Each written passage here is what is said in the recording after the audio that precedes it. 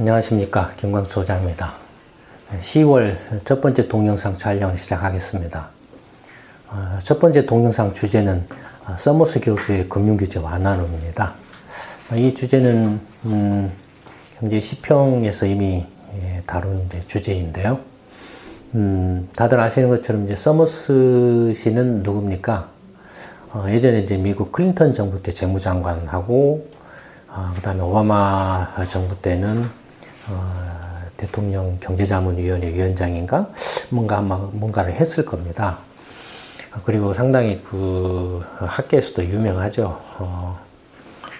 서머스 씨 할아버지가, 누굽니까? 사뮤엘슨하고 외할아버지가 그 에로신가요? 정말로 그 경제학의 대가들이죠. 거의 천재급, 20대 후반에 하버드대 교수로 임명이 됐으니까, 집안 내력이라든지, 또 개인적인 역량이나 어떤 능력이라든지, 이런 면에서 보면은 대단한 사람이죠. 특별히 이제 이 서머스 교수가 최근에 이제 금융규제 완화론을 주장 비슷한 걸 했어요. 확실히 해야 된다라고 이렇게 단언을 한 건 아니지만, 뉘앙스가 상당히 강한 뉘앙스죠. 근데 아마 그 대다수 분들은 이 사람이 금융규제 완화를 좀 해야 된다라는 이야기에 그렇게 크게 관심을 안 가졌던 것 같아요. 언론 보도라든지 기타 등등을 봤을 때. 근데 이제, 이 서머스 교수는 방금 전에도 말씀드렸던 것처럼, 일단은 학계에도 굉장히 영향력이 있고, 그 다음에 월가, 금융계에도 상당한, 영향력이 있고, 이제 오바마 정부 때는 대통령 경제자문위원회 위원장인가 또 했고, 그 다음에 그 전에 아까 재무장관 됐다고 그랬죠. 그런데 앨런 의장하고 FRB 의장 경합이 붙었었죠. 그러니까 오바마 대통령이 FRB 의장을 시키려고 했었던 사람이기도 하죠. 그러니까 금융계 쪽, 월가라든지 금융계 쪽에서 상당한 영향력을 갖고 있는 사람이죠. 그런가 하면은 이제 말씀드렸던 것처럼 정치권에도 특히 이제 민주당을 중심으로 해서 클린턴 정부에서부터 오바마 정부에 이르기까지 그 경제의 핵심 어떤 방향타 역할 이런 이렇게 그런 정도까지 말해도 크게 지나치지 않을 정도로 영향력이 있는 사람이죠. 예를 들어서 이제 11월 달에 미국 대선이 있지 않습니까? 미국 대선 이제 결과가 어떻게 나올지는 모르지만 현재까지는 그래도 트럼프가 어쩌네 저쩌네 해도 힐러리 후보가 현재까지는 여전히 좀 우세한 걸로 이렇게 나타나고 있죠. 그래서 만약에 11월 달 대선에서 힐러리 씨가 대통령이 당선이 되면, 예를 들어서 민주당 차기 정권의 상원도 이제 민주당이 이길 거라고 이렇게 지금 예상이 되고 있거든요. 대통령 선거하고 상원 선거가 지금 같이 치러지잖아요.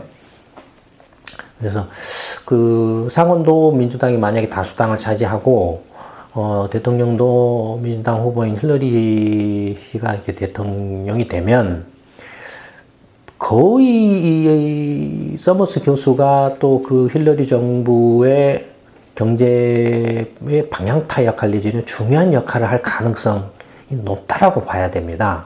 그러니까 그런 사람이 뭐라고 말을 했다라는 것에 관심을 안 갖는다라는 건 어리석은 일이죠. 이 사람 주장이 맞고 틀리고를 떠나서 그만큼 영향력이 있는 사람이기 때문에, 그래서 이 사람이 뭐라고 말을 했는지를 한번 살펴보는 것이 의미가 있죠.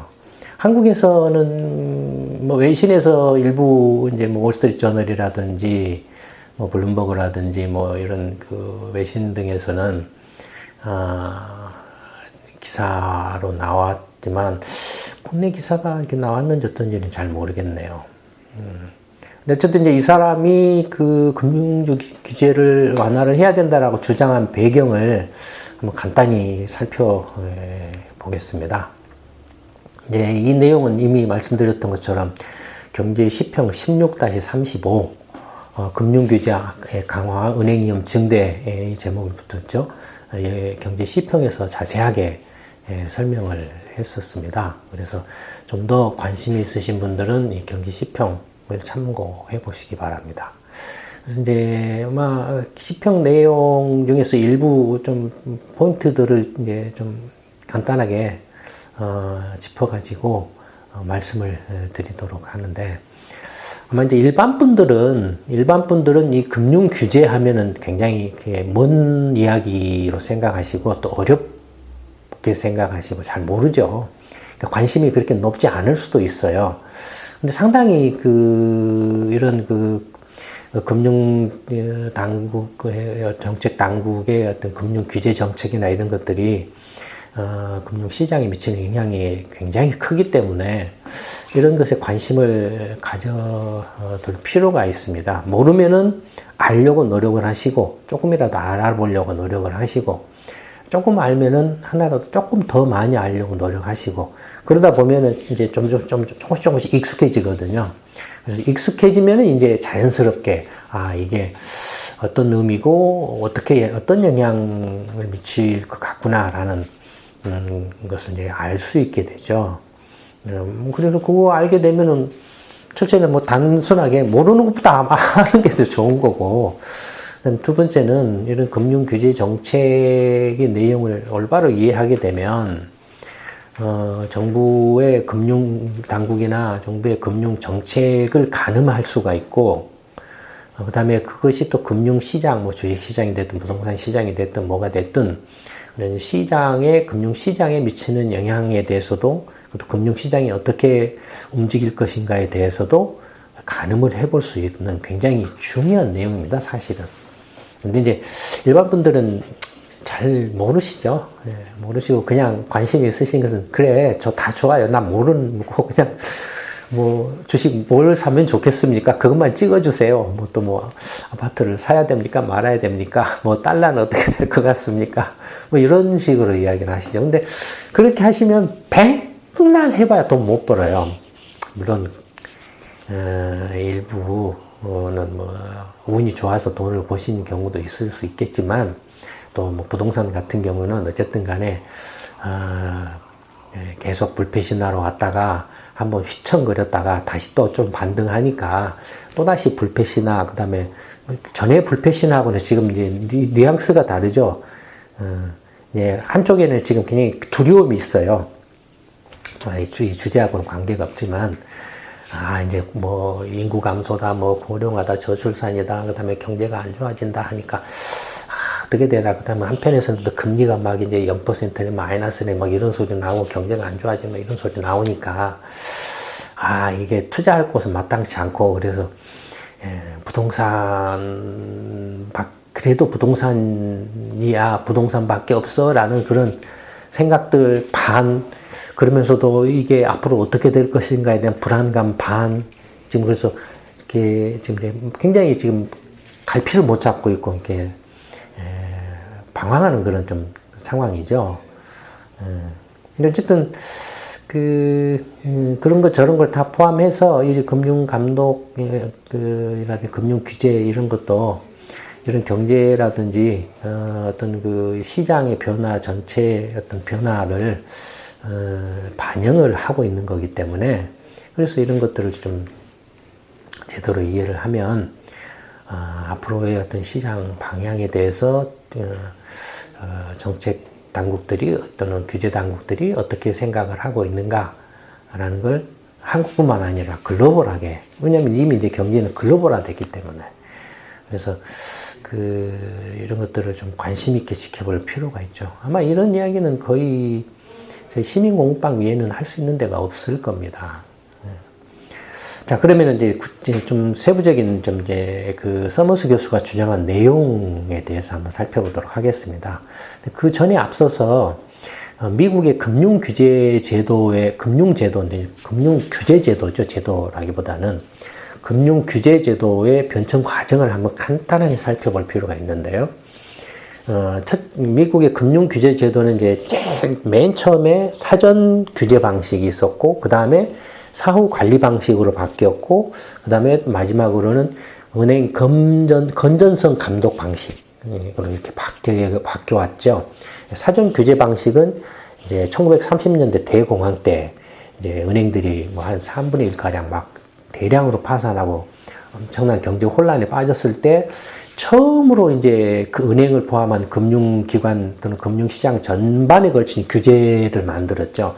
그 전에는 그런 것들이 없었어요. FRB가 1913년인가 15년에 만들어질 정도였으니까 1930년대면은 그 FRB 만들어진 지 한 15년, 20년도 안 되는 그런 사이죠.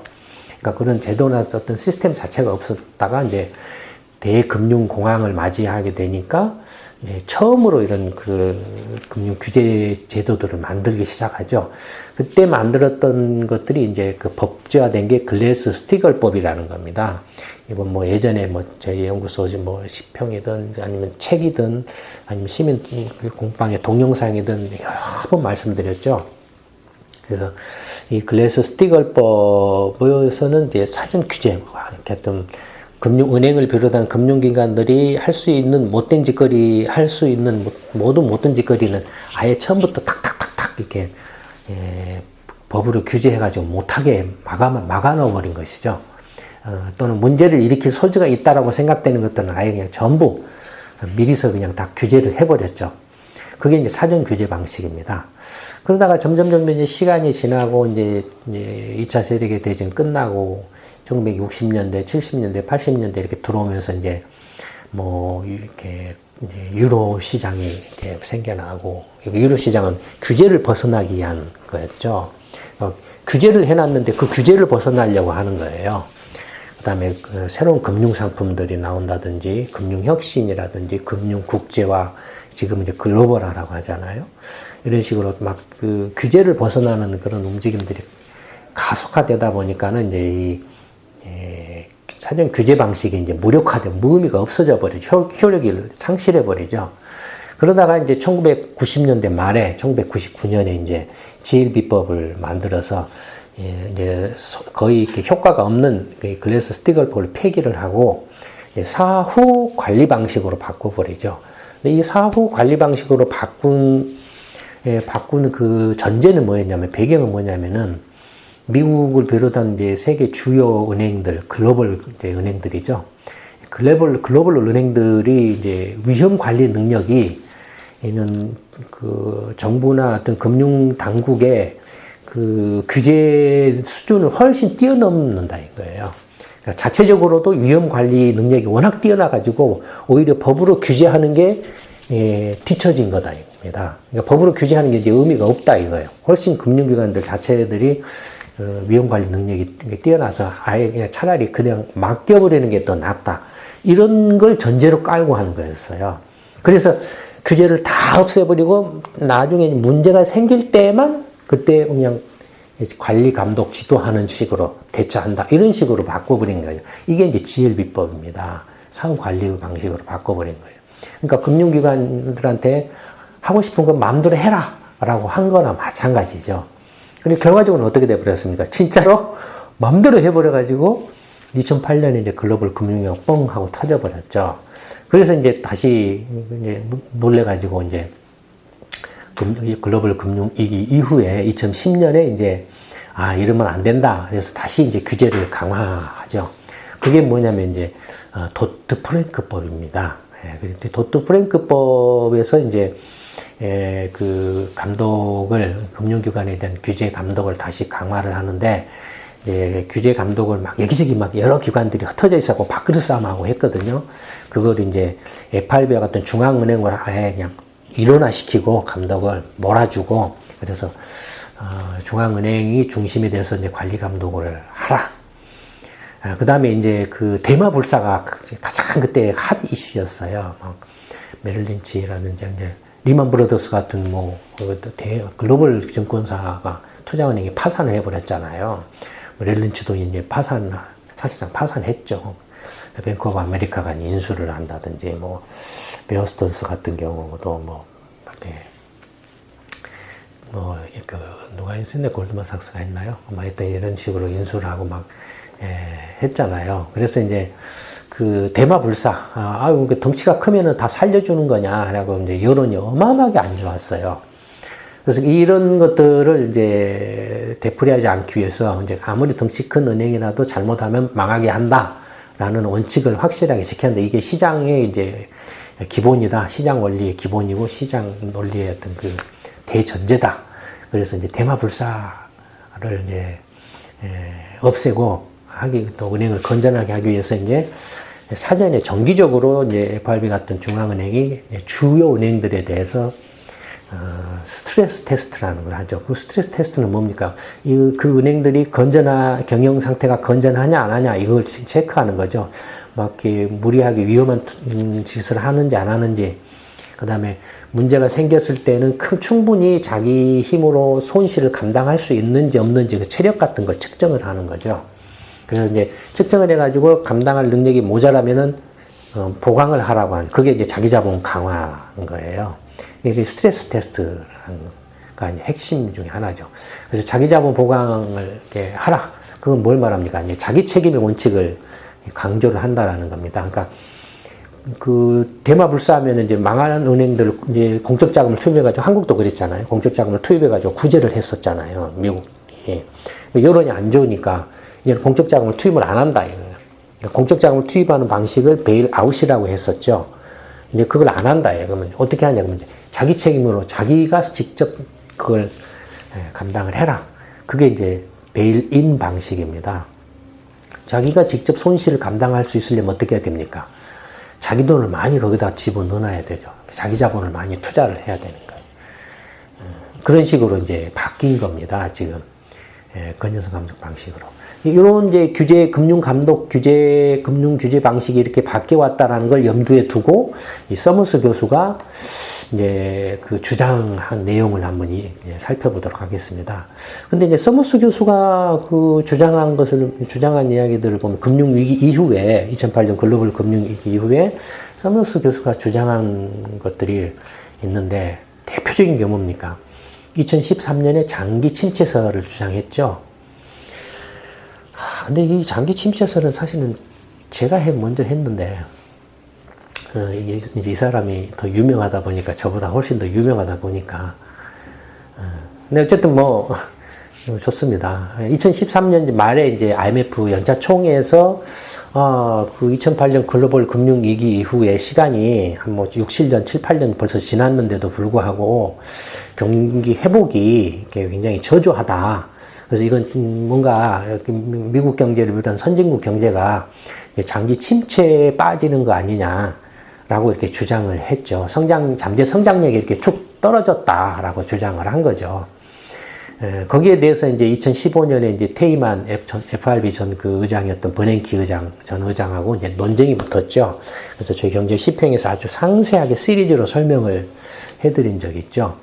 아마 잘 모르신 분은 그 당시 시평을 한번 찾아서 저희 홈페이지나 연구소에 연락을 하시면 이렇게 구독을 하실 수가 있습니다. 어쨌든 둘이 논쟁이 붙었는데, 이제 서머스 교수의 주장은 뭐냐면 방금 말씀드렸던 것처럼 글로벌 금융 위기 이후에 어마어마한 FRB 같은 중앙은행들이 어마어마한 뭐 제로금리다, 뭐 양적 확대 QE, Q3 막 이렇게 어마어마한 금융 완화책을 실시를 했는데도 불구하고 경기 회복이 굉장히 저조하다. 그래서 금융 위기 이런 중앙은행의 금융 완화책이 금융 위기가 발생할 당시에는 상당히 효과가 있었지만, 금융위기를 극복하는 효과가 있었지만, 금융위기를 극복하고 난 그 다음에 이제 경기를 회복하는 데는 효과가 거의 없는 것 같다.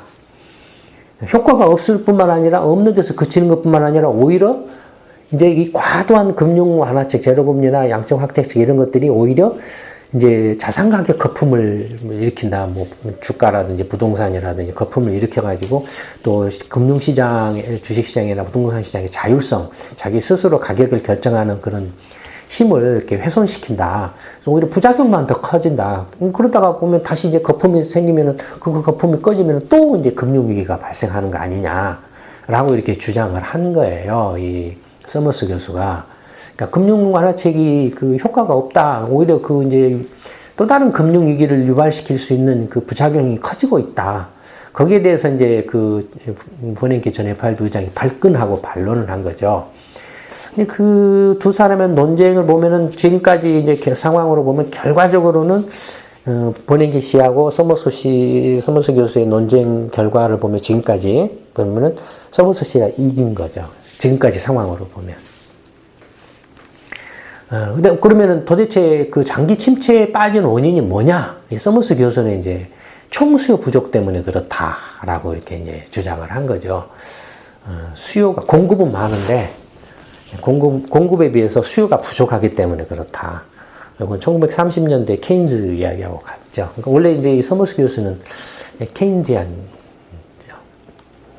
거시경제학자, 매크로이코노미스트죠. 거시경제학 케인지안이죠.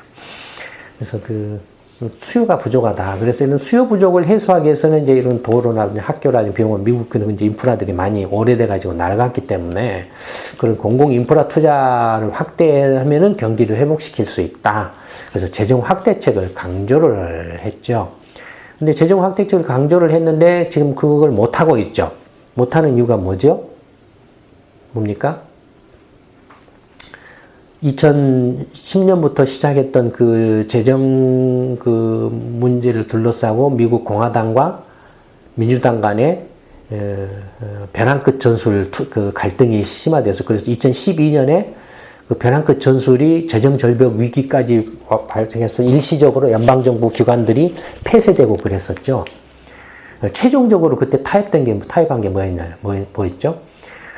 재정 동결이었죠. 재정을 더 이상 늘리지 않는다 하고 10년 동안에 재정 동결이었어요. 그러니까 재정을 동결시켜 놔버렸기 때문에 서머스 교수가 공공인프라 투자 확대를 해야 된다 라고 해서 재정 확대책을 주장을 해도 이미 미 의회에서 그렇게 재정이 동결되어 버렸기 때문에 뭐 어렵죠. 불가능하죠. 만약에 이거 공공인프라 투자를 하려면 어떻게 해야 됩니까?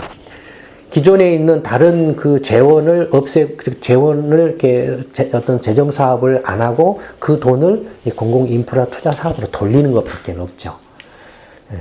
근데 지금 그 서머스 교수의 주장은 재정 전체 규모가 100이라고 하면은 경기를 살리려면은 100을 120, 130, 150으로 이렇게 늘려야 된다라는 주장이거든요.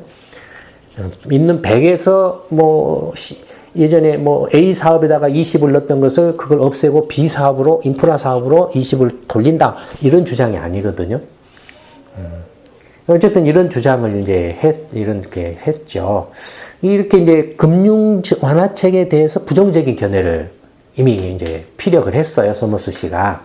그리고 나서 이제 금융 규제 완화를 해야 된다라고 이제 주장을 하기 시작하고 있죠. 최근에. 2008년 글로벌 금융 위기 이후에 과도한 금융 규제 강화가 은행 위험을 증대시키고 있다라는 게 이 사람의 주장이에요. 아까 말씀드렸던 것처럼 그 금융 규제 정책의 변화가 사전 규제 방식이 1930년대 사전 규제 방식, 그다음에 1990년대 말에 사후 관리 방식, 그다음에 글로벌 금융 위기 이후에 건전성 감독의 방식 이런 식으로 변해왔다 그랬죠. 그래서 2008년 글로벌 금융 위기의 건전성 감독 방식으로 이제 스트레스 테스트 같은 걸 이제 그 핵심이어가지고 그 한다고 그랬죠. 그래서 자기 자본 규제를 강화를 하고 베일린 방식이라든지 이런 걸 이게 핵심이라고 그랬죠. 그러니까 말하자면 이 사람이 서머스 교수가 말하는 과도한 금융 규제 강화라는 것은 그걸 말합니다.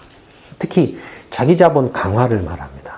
그러니까 은행이 파산할 가능성에 대비해서 그 자기 자본을 충분히 보강하도록 요구를 하는 것이 오히려 은행의 수익성을 악화시키고 또는 제로금리 정책 내지는 마이너스 금리 정책 뭐 이런 것들이 은행의 수익성을 악화시켜서 은행의 그 위험을 증대시키고 있다라고 주장을 한 거죠. 그래서 은행이 이렇게 위험이 커지기 때문에 은행이 그 위험 부담으로 제 기능을 발휘를 못하고 있다.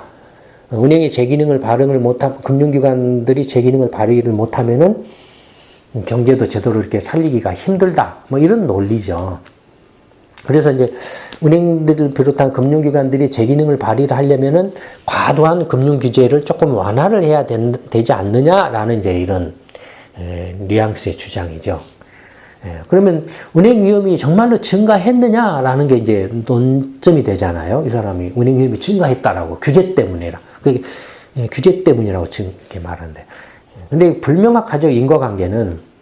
근데 어쨌든 이 사람이 이제 주장한 그 근거를 보면 위험이 증가했다라고 주장하는 근거를 보면은 뭘 가지고 하냐면 금융위기 전하고 2008년 글로벌 금융위기 전하고 금융위기 후하고 간에 그 은행들의 변동성을 이제 비교를 했어요. 금융위기 전의 변동성과 금융위기 후의 변동성을 비교를 한 거예요. 그러니까 금융위기 전에는 어떤 상황이었습니까? 사후 관리 방식에서 금융 규제가 거의 없던 상황이었죠. 그 다음에 2010년 이제 도트 프랭크법 이후에는 어떤 상황이었습니까? 건전성 감독 방식으로 해가지고 규제가 다시 강화된 그런 상황이죠. 그러니까 규제가 없었을 때하고 규제가 이제 강화됐을 때의 은행을 비롯한 그 금융기관들의 주가라든지 여러 가지 그 변동성을 이렇게 이제 측정해가지고 비교를 한 거예요. 그래서 만약에 금융위기 이후에 은행의 변동성이 커지면은 뭘 말합니까? 위험이 커졌다라는 거죠. 뭐 이런 이제 논리예요. 그렇게 실증 분석을 했는데 대표적으로 이제 예를 들어서 SP500 지수 변동성을 보면 은행 지수 변동성을 비교를 해야 되는데 SP500 지수를 보면 보시는 것처럼 2002년부터 2007년까지 이것은 이제 규제가 없을 때, 그 다음에 2010년부터 2015년까지는 규제가 강화됐을 때였대죠. 2002년, 3년은 뭡니까? 9.11 테러하고, 그 다음에 IT 거품 붕괴된 직후니까 상당히 불안정한 때죠. 그 다음에 2007년에 이제 서프라임 사태가 발생한 그런 상황이고, 2010년에 이제 글로벌 금융위기, 2008년, 9년은 그 금융위기 상황이니까 빼버리고, 2010년부터 이제 경기 회복 단계로 이전에 이제 이행해 가는 단계니까, 초창기 때는 굉장히 불안정했고, 근데 어쨌든 간에 보면은, SP500 지수를 보면은 약간 금융위기 이후에 변동성이 높아졌죠. 약간. 이게 일별 주가 변동으로 보면은, 2004년 이후에는 상당히 변동성이 없었는데, 이제 2002년 요때에는 글로벌 금융위기하고, 9.11 테러하고 IT 거품 붕괴 직후에는 상당히 컸었죠. 어쨌든 SP500 지수인데, 은행주들의 주가 지수 변동성을 보면 이제 차이가, 요때는 은행주 같으면 적게 나타나는데, 실제로 이제 이 금융위기 이후에는 진폭이 굉장히 크게 나타난다. 근데 어쨌든 전체적으로도, 그러니까 SP500 정도 같으면 미국 주식시장 전체라고 봐도 과언이 아니거든요. 웬만한 대형주들은 다 포함이 되어 있으니까. 그래서 SP500 지수 전체로 봐도 금융위기 이후가 약간 변동성이 증가한 거죠. 그러면은 문제는 뭐냐면 이렇게 변동성이 증가한 원인이 은행이나 금융기관 규제 감독 강화 때문에 그런 건지 글로벌 금융위기로 인해서 이 서머스 교수가 앞에서 주장했던 것처럼 장기 침체라는 구조적인 변화에 있어서 불확실성이 높아져가지고 변동성이 증가한 건지 알 수 없죠. 그렇죠. 그러니까 이 사람이 이제 직접적으로 과도한 금융 규제 하나가 은행 위험을 높이고 있다라고 단언적으로 주장을 못하고 있어요. 그런 것 같다라는 식의 이야기를 하고 있는 거예요. 이 사람이 이제 실제로 예컨대 미국의 이제 6대 은행 그룹, 뱅크 오브 아메리카, 골드만삭스, 웰스파고, 모건스탠리, 시티그룹, JP모건 이렇게 6대 은행들의 이제 변동성, 금융 관련한 이제 변동성을 이렇게 금융위기 전하고 금융위기 후, 2015년 한 해만 딱 떼가지고 이렇게 분석을 해서 했어요. 그래서 첫 번째, 예를 들어서 은행 주가 변동성, 일별 이렇게 주가 등락 변동성을 비교를 했는데, 은행주 경우에는 금융위기 전에는 24.7이었는데, 금융위기 후에는 33.07로 푹 하고 뛰었죠. 아까 SP500하고는 차이가 확연히 나죠, 은행주들이, 상대적으로. 그 그다음에 그러니까 은행 주가 변동성을 이제 SP500 주가 변동성으로 나눈 것을 보면은 금융위기 전에는 1.55배였는데 금융위기 후는 1.8배로 은행주 변동성이 더 상대적으로 더 커졌다라는 거죠. 그렇죠. 그 다음에 이제 옵션을 가지고서 은행들 주식의 주가 변동성을 계산하는 내재 변동성이 있습니다. implied volatility라는 게 있는데, 옵션, 그러니까 뭐 잘 모르셔도 상관없습니다. 그냥 이게 뭐 위험을 측정하는 지표로 이렇게 삼았다, 뭐 이런 거다라고 생각하시면 돼요. 그래서 내재 변동성이라는 지표를 보면은 20 한 3 정도 되는데, 금융위기에는 30. 역시 이제 그 SP500의 내재 변동성을 기준으로 했을 때도 1.91에서 2.13으로 커졌다는.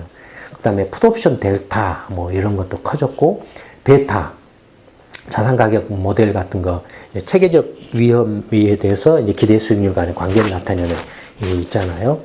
아마 금융을 전공하신 분들은 아실 거예요. 그 이제 기울기를 나타내는 베타가 있어요. 베타는 체계적 위험에 대한 프리미엄, 말하자면 위험 보상이죠. 그러니까 베타가 1.18에서 1.59니까 위험이 커졌다라는 거예요.